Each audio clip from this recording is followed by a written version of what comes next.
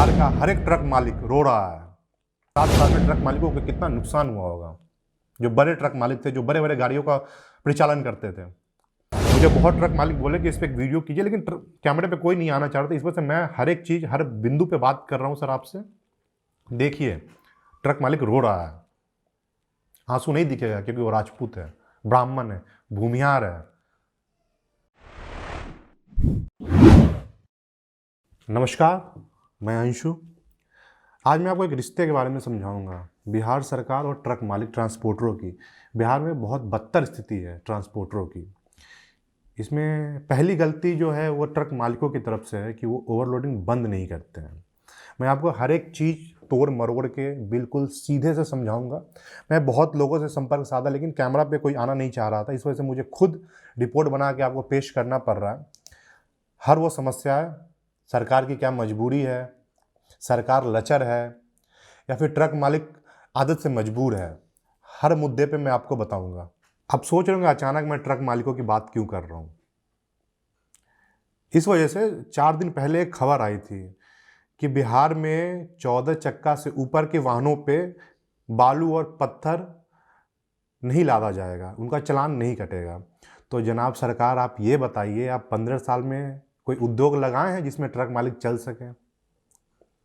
कोई ऐसा उद्योग 15 साल में आपने स्थापित किया है जिसका उपयोग वाहन मालिक कर सके?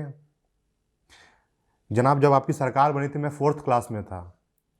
आज मैं पोस्ट ग्रेजुएट हूँ। समझिए, जब मैं इतना आगे बढ़ चुका हूँ, इतना बड़ा हो चुका हूँ, तो 15 साल बहुत बड़ा समय होता है किसी भी उद्योग को बनाने में और किसी भी उद्योग को स्थापित करने में। आप तो सर पहले ही नाकाम हैं। जो बना बनाया उद्योग था आप उसको भी उजाड़ रहे हैं। मैं आपको एक एक करके बताऊंगा आपने क्या गलतियां की हैं। ट्रक मालिक का सिर्फ एक गलती है कि ओवरलोड नहीं मानते हैं, ओवरलोडिंग करते हैं। तो बिहार में कुछ है भी नहीं। और ऐसा नहीं है कि ओवरलोडिंग करके वो बहुत कमाते हैं। बिहार का हर एक ट्रक मालिक रो रहा है। ये मैं ऑन रिकॉर्ड कह रहा हूं। आप किसी भी एक ट्रक मालिक से जाके बात करें कि वो खुश है, नहीं है जनाब। एक ट्रक मालिक भी खुश नहीं है। ओवरलोडिंग करने के बाद भी उसकी आमदनी अठन्नी है। मैं आपको बताऊंगा कितना खर्च गिरता है एक ट्रक रखने में। और ट्रक रखने वाले जो है ना सर, जो बड़े जाति के लोग हैं, राजपूत, ब्राह्मण, भूमिहार हैं। वो वोट बैंक नहीं है आपका। इस वजह से आप ध्यान नहीं देते हैं। और उनकी मजबूरी है कि उनके पास ना तो नौकरी है ना चाकरी है। क्या करें? जो धंधा उनके पास है उसी को करेंगे। एक ट्रक मालिक जिस दिन ट्रक खरीदता है उस दिन से वो नुकसान में होता है। जिस दिन वो शोरूम से जाके ट्रक खरीदता है, अपने नाम पे लोन लेता है, जनाब वो उस दिन से ही नुकसान में है। तो बस अपने मूंछ पे ताव देने के लिए वो ट्रक रखे हुए हैं। अब मैं आपको समझाता हूँ कैसे। जैसा कि मैं बता रहा था, एक ट्रक की कीमत 52 लाख रुपए है। 52 लाख समझते हैं? तो ट्रक मालिक 4-5 लाख डाउन पेमेंट करता है, 45 लाख के करीब, 45-40 लाख रुपये लोन उठाता है उस ट्रक पे। उसका ईएमआई कम से कम मिनिमम 75,000 महीने का होता है।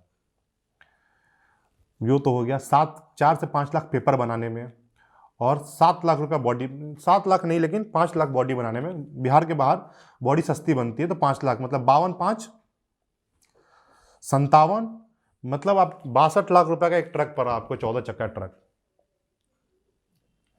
और बिहार में ट्रक चल कितनी दिन, मतलब चल कितना पाता है? आपका हर एक सड़क जाम है सर। वो बालू से ले लीजिए या गिट्टी ले लीजिए या फिर भागलपुर ले लीजिए, कोई भी सड़क अगर ट्रक एक दिन में पार कर जाए तो आप जो बोलो सर वो। अगर कोइलवर घाट में ट्रक बालू लादता है तो उसको डोरीगंज पहुंचते पहुंचते सर 5 दिन लगता है। अगर गया में पत्थर लादता है ट्रक तो सर उसको पटना पहुंचते पहुंचते 3 दिन लगता है सर। अगर भागलपुर में ट्रक ट्रक गिट्टी लादता है सर, उसको पटना पहुंचते पहुंचते 5 दिन लगता है सर।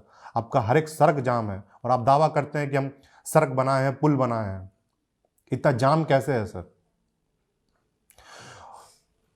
ये तो ट्रक की कीमत थी। उसके बाद जो ट्रक के खर्चे हैं सर, ट्रक मालिक पहले दिन से ही नुकसान में है। और इस पर सरकार की न तो नज़र है, न तो ध्यान है, और न सरकार ध्यान देना चाहती है, क्योंकि ये वोट बैंक नहीं है सर।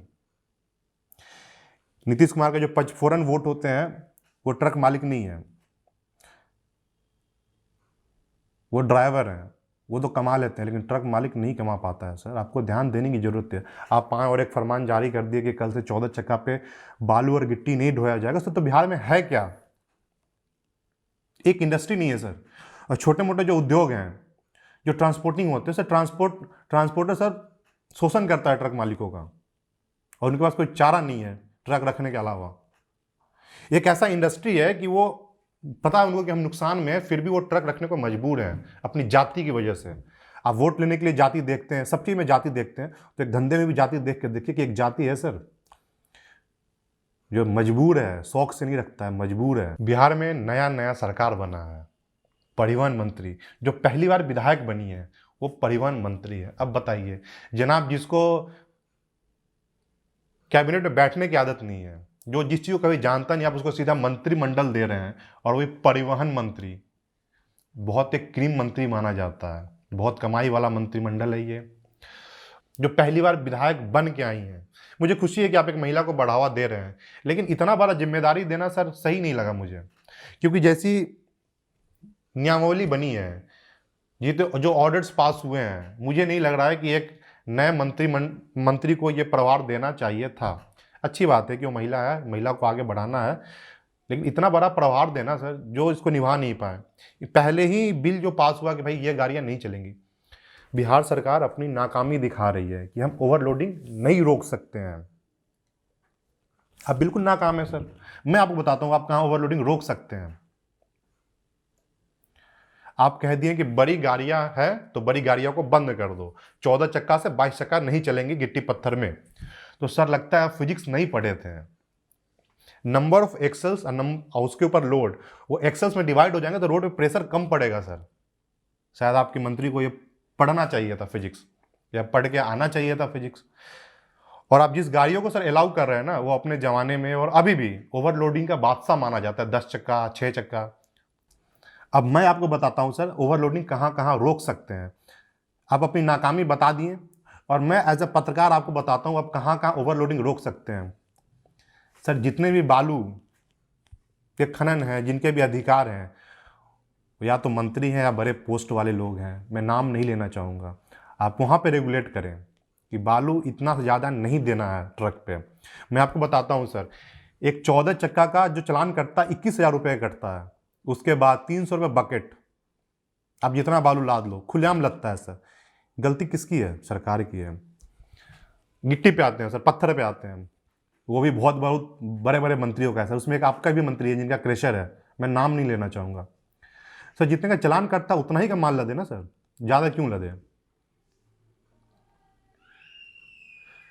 माल तो लद गया, उसके बाद माल को अपने गंतव्य स्थान पे पहुंचाने के लिए ट्रक मालिक तो गलती करते हैं, ओवरलोड लाद लिए हैं।